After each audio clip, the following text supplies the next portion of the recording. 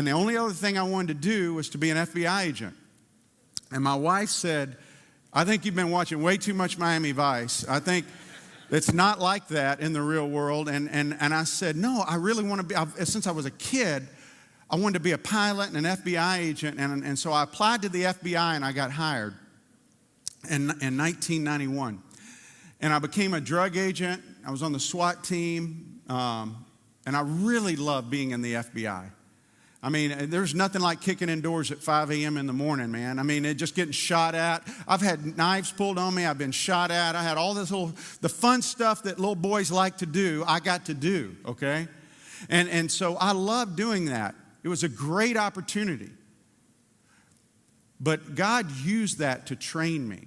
And God really used the FBI to teach me how to refine my skills. He taught me about people. He taught me, because in the FBI, one day you're interviewing a drug dealer and a murderer, and the next day you're interviewing a senator and a congressman. And sometimes there's not a lot of difference between those two, I mean, in the way they interact.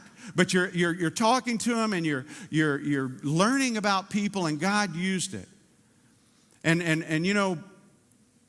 not only did God begin to give my life purpose, but He gave my life security. You see, He says, follow me and I will make you. He does the work for you. He says, follow me and I will make you. I'll make you. He does it. You see, before I was out there trying to figure out how I could go do everything for Him. I was getting the training and I was doing this. And I really, to be honest with you, I had not done what Michelle said earlier. I had not taken up my cross and denied myself. Because when you take up a cross, that cross is an instrument of death. And death is never pleasant. When parts of you die, it's not pleasant. And the problem is, far too many of us want to walk around with a lot of us doing things for Jesus the way we think we ought to do it. And that had to become a part of my life.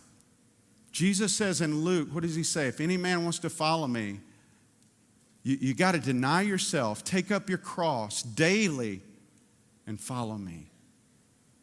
And I didn't get that. I don't think the disciples got that at first either.